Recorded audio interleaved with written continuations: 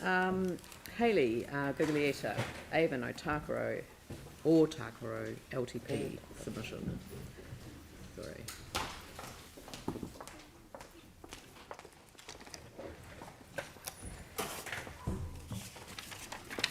Hayley, you've got the climate change submission as well. Do you want to do them two separately, or do you want to run them? I've kind of weaved it through the other Merge submission. them together. Is that okay? Give you 10 minutes. Yeah. Yep, Go great. for. Thank you.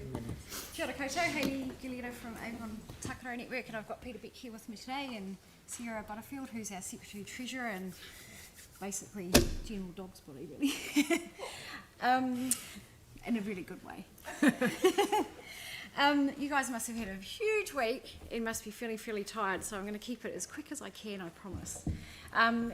The submission obviously hopefully has been read, and I have seen this week lots of other submissions from other groups relating to the Otakaro Avon River corridor, and the themes seem to be generally the same, and we support the submissions from the other groups in what they're saying to you. So I really just want to focus on some key things that are really in the now and relate to where we're at and how they relate to this long-term plan. So as you heard from Celia yesterday from Greening the Red Zone, the stop banking seems to us to be quite a big issue. And I just want to reiterate that.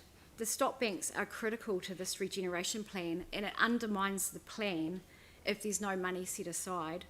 The whole point is to regenerate the area and let the river flow naturally. We also fear that if there's no budget for these stop banks, that the work will get done in the easy picking areas rather than the areas that actually need it. And they're communities that are sitting now at high risk of a flood incident, although of late we've had no rain, but hopefully at some stage we will. So if we don't prioritise that work, do we want to be responsible for those communities? And those communities have already been hit hard enough in the last 10 years. So we're asking really to look seriously at making sure there's enough money in this long-term plan for that work. It's really been a challenge for us with these budgets. The line items at a very high level, which makes it really difficult for us to give you an accurate submission.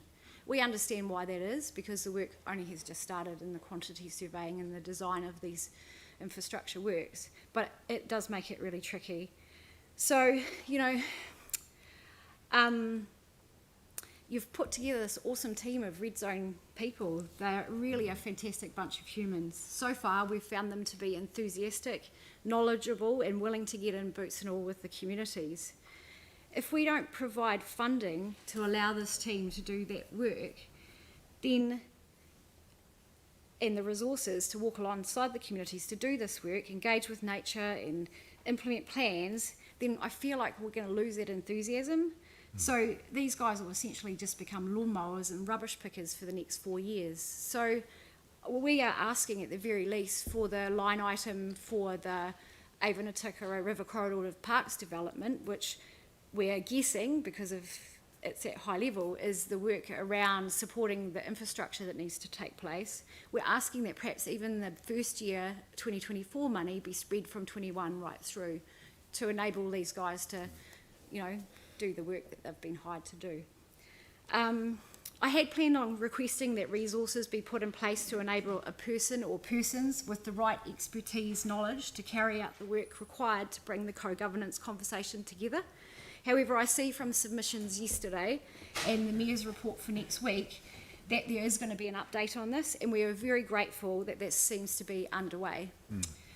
With the regen legislation coming to a close in June and the land titles still not being transferred from LINZ, this is a really time of limbo, and to ensure that we don't lose all of this really good energy that surrounds this space, we really need strong leadership to control the tempo and to display transparency as we progress through.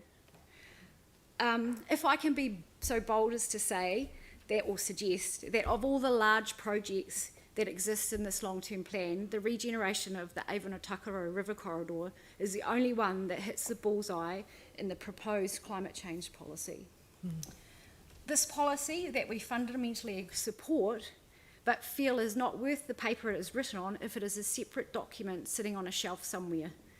If we are calling a climate change emergency, these policies must be part of the strategic framework at the very least, and at the very best, it must be part and parcel of every decision, budget, project, customer interaction and purchase that comes out of this building. It really needs to be taken seriously, and we must have more measures put in place around it. So just recently I've been part of the Walking Festival, and which has been a great success, so I encourage you to keep that going next year. So I did a few walks in the Avon-Otakaro space, and most of the people that came on the walks came from outside of East Christchurch. And I was really surprised by the lack of understanding about the regeneration plan and what it meant to the city. And so when I've seen and read some of the other submissions from other parts of the city asking for their project at the expense of the regeneration plan, it concerns me that if they held the knowledge that the regeneration plan is for the benefit of the whole city, then perhaps they might not make those choices. Yes, there's nice to haves in this project. Eden project's looking fantastic. The rowing proposal you've seen is coming along really well and is exciting and is for the benefit of all of Christchurch. The Climate Change Academy is for the benefit of everybody as well. But what underpins everything is this opportunity to regenerate the river and restore Mahingakai. Every person, dwelling, business, car, naughty dog walker and enthusiastic duck feeder are contributing to the destruction of our waterways. Every ward in the city has stormwater. They have a stream that's either visible or invisible that ends up in the Hapawaho Heathcote, the Otakaro Avon and finally the estuary. It's the whole city's responsibility to ensure the health of our waterways, and re-establishing wetlands and a better stormwater capture is the way that we can do this. And let's not forget that 500 homes, nearly 20,000 people, were displaced in order for this city to do this work.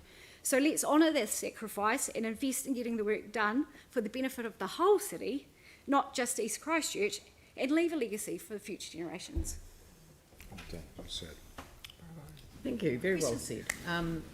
Could I just, because I mean it's always been a bit of a frustration from, well, a sort of outsider coming in perspective about the sort of different silos, you know. So if we were to take a more holistic approach to the funding arrangements, so colleagues would have heard me say single activity management plan for Otakaro Avon River Corridor, that would pick up transport, it would pick up stormwater, it would pick up infrastructure that has to come up and out, infrastructure that needs to go in.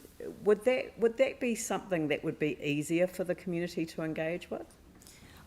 To be fair, after listening and reading these submissions and things, and I have been talking to the team, the staff about this, about how we could better communicate what this means to everybody. Yeah. So perhaps combining that may well do, and certainly in a regular news bulletin perhaps coming out that updates people on all of the projects, and not just council projects but actually what the community's doing as well. Quite possibly that's a good idea, having better comms around it. Yeah, because I think it's become lost, and I think a lot of people outside of who are passionate about this project and outside of East Christchurch are kind of sick of hearing about it, but they're not really grasping what it means for the whole city, and we really need to communicate that. And that's why this has been a struggle for our groups in the analysing the budgets, because they are separated into different places, and it's really hard to figure out, you know. It might be better to tell a bigger story publicly, because I mean everyone will benefit. This is the legacy project. I fundamentally believe that, and I think others do as well. You know, this isn't. Yeah. Sarah. Thank you so much. So, sort of back to the beginning, the one thing that you see underpinning the ability for the rest of the river corridor to be used is that getting the stop bank sorted? What I was saying is that we're all looking at the nice stuff, the fluffy stuff, and the cool projects, but actually what is the most important thing is the stop banking work and And the green stormwater- spine and Yeah, and the green spining. The other stuff is a bonus, and Yeah. some of it's really fantastic. but getting the stop banks means that we can then proceed with the other stuff with certainty and those kind of things as Absolutely, well. yeah. Thanks. If I could just chip in there, if the stop banks are well planned, then the planting can proceed on the stop banks.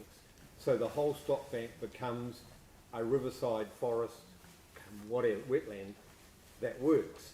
But you can't plant until the stop banks are appropriately contoured. Yep. All right. Well, look, thank you very much. I think that's an incredibly helpful framing for the consideration that we will give in this space. Thank you. Catherine